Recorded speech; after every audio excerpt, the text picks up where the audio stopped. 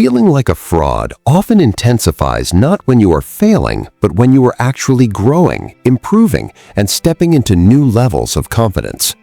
This is what makes the experience so confusing. On the surface, things may be going well. You are learning faster, performing better, receiving opportunities, or being recognized in ways you once hoped for. But internally, a quiet voice insists that you do not truly belong here. It tells you that you are only succeeding by accident, that sooner or later someone will realize you are not as capable as they think, and that any progress you have made is temporary or undeserved.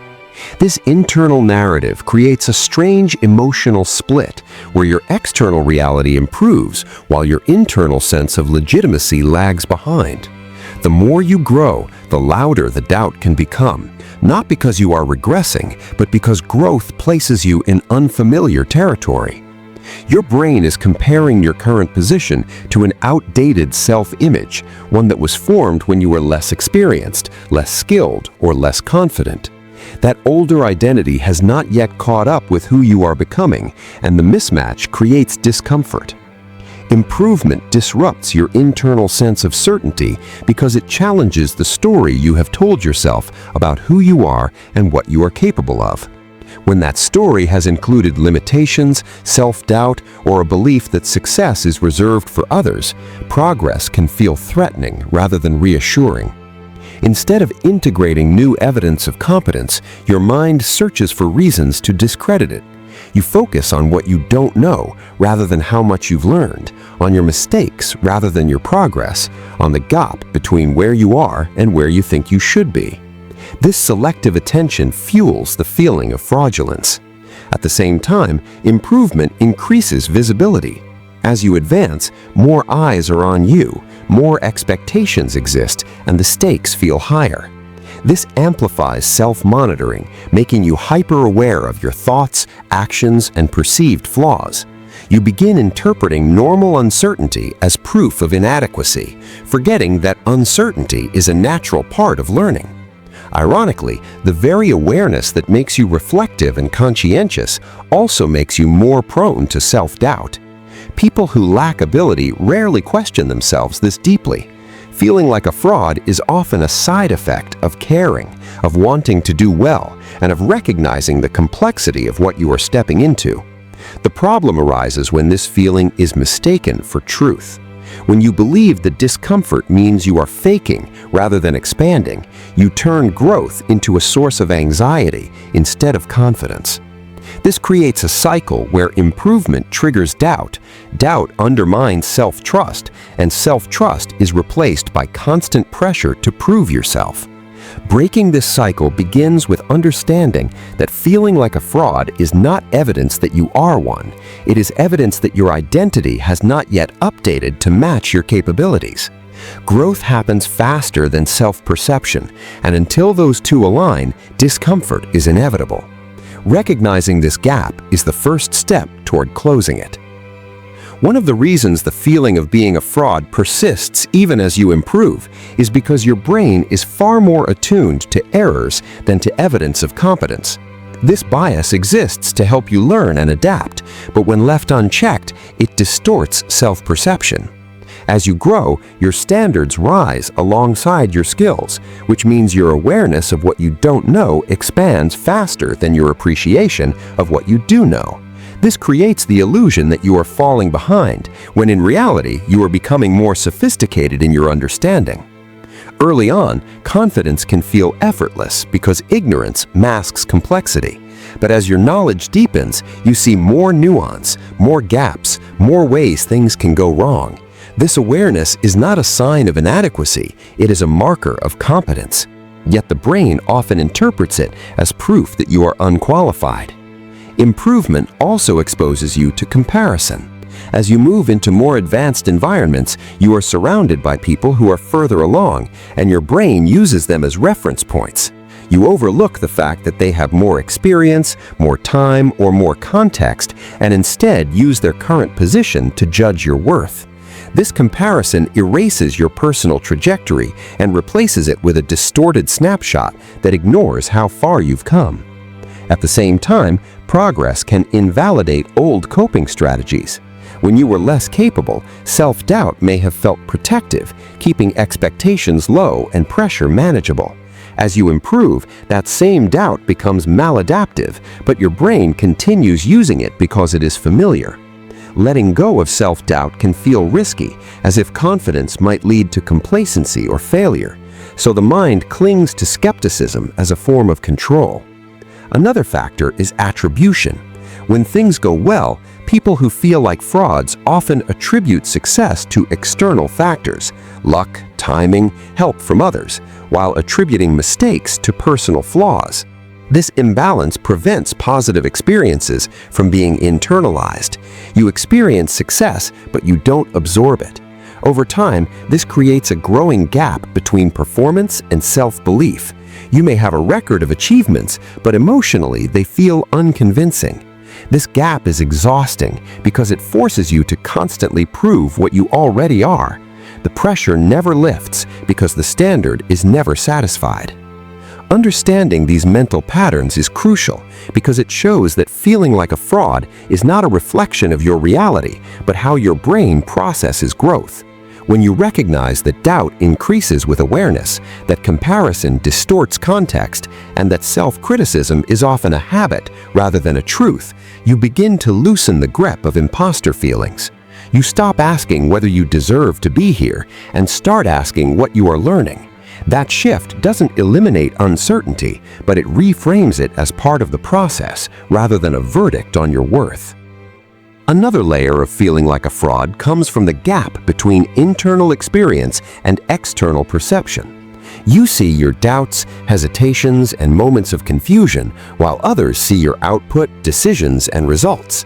This asymmetry creates a distorted belief that everyone else feels confident and certain, while you are uniquely uncertain. In reality, most people experience similar internal doubt, but they do not broadcast it. As you improve, this contrast becomes sharper because your responsibilities increase while your internal dialogue remains critical. You assume that confidence should feel calm and assured, so when you feel anxious or unsure, you interpret that as evidence that you are pretending. But confidence does not eliminate uncertainty, it increases awareness of complexity. The more you know, the more you understand what is at stake, which naturally heightens internal scrutiny. This does not mean you are unqualified, it means you are engaged. Another factor is the belief that confidence should precede action rather than follow it. Many people assume that once they are ready, they will feel ready. In reality, confidence lags behind action. You act first, then slowly develop trust in yourself through repeated exposure and survival of challenges. When you expect internal certainty before allowing yourself to belong, you set an impossible standard. Growth happens in motion, not after doubt disappears. There is also an emotional component tied to visibility. As you step into more advanced roles or environments, your mistakes feel more consequential. This amplifies self-consciousness and makes every error feel like confirmation of your worst fears. You forget that mistakes are not evidence of fraud, they are evidence of participation. People who truly unqualified rarely question themselves because they lack the awareness of doing well and about the impact of your actions. This care fuels self-monitoring, which can become excessive if not balanced with perspective. Over time, this creates a hyper-vigilant mindset where you are constantly scanning for signs that you are falling short. This vigilance is exhausting and counterproductive because it keeps your nervous system in a state of threat rather than learning. To stop feeling like a fraud, you must begin separating uncertainty from incompetence. Not knowing everything does not mean you know nothing. Feeling stretched does not mean you are failing. It means you are operating at the edge of your current ability, which is where growth happens. When you reinterpret discomfort as a sign of expansion rather than deception, your relationship with improvement changes. You stop trying to eliminate doubt and start allowing it to coexist with action. This shift does not silence the inner critic overnight, but it reduces its authority. Doubt becomes background noise instead of the driver of your decisions. In that space, self-trust begins to form. Not because you feel flawless, but because you see that you can move forward even when you don't feel fully ready. Stopping the feeling of being a fraud requires changing how you relate to your internal dialogue, not trying to eliminate it. The critical voice often exists because it once served a purpose, keeping you cautious, attentive, and motivated to improve. As you grow, however, that same voice can become outdated, applying old rules to a new reality. When you treat every critical thought as truth, you reinforce the belief that your self-doubt is accurate. But when you begin to observe it as a habit rather than a verdict, its influence weakens. This shift from identification to observation is subtle but powerful. Instead of arguing with your thoughts or trying to replace them with forced positivity, you learn to notice them without immediate agreement. This creates space between the thought and your sense of self. Another important change involves how you define competence. Many people believe competence means never struggling, never needing help, and always knowing what to do. This definition is unrealistic and sets you up for chronic self-doubt. In reality, competence is the ability to navigate uncertainty, learn from mistakes, and adapt under pressure. When you adopt this definition, struggle becomes part of the evidence that you belong, not proof that you don't. Improvement then feels more grounded because it is measured by growth rather than perfection. It is also essential to integrate your progress emotionally, not just intellectually. Knowing that you have improved is different from feeling it. This requires intentional reflection. Without it, your brain quickly moves past wins and fixates on flaws. Taking time to acknowledge what you've learned, what you handled well, and how you've grown helps update your self-image. This is not about inflating your ego. It is about accurately perceiving your trajectory. Another key factor is allowing yourself to be a learner in public. Many imposter feelings come from the belief that you must perform competence rather than develop it. When you give yourself permission to ask questions, seek feedback, and admit uncertainty, the pressure to pretend diminishes. Paradoxically, this often increases respect from others because authenticity signals confidence in your ability to grow. As you practice these shifts, the feeling of fraudulence begins to lose its grip. It may still appear at times, especially during transitions, but it no longer defines your identity. You stop needing constant reassurance because your sense of legitimacy comes from engagement and effort rather than from feeling certain all the time. This is how self-trust slowly replaces self-doubt, not through denial, but through a more accurate and compassionate understanding of what growth actually looks like. The moment you stop feeling like a fraud is not when doubt disappears, but when doubt stops controlling how you see yourself. This happens when you anchor your sense of legitimacy in process rather than perception. Instead of asking whether you feel confident enough, you begin asking whether you are engaged, learning, and responding with integrity. These are the true markers of growth, and they remain stable even when emotions fluctuate. Over time, as you continue showing up despite uncertainty, your brain gathers new evidence, not just of competence, but of resilience. You begin to trust that you can handle challenges as they arise, even if you don't feel fully prepared in advance. This trust is quieter than confidence, but far more durable.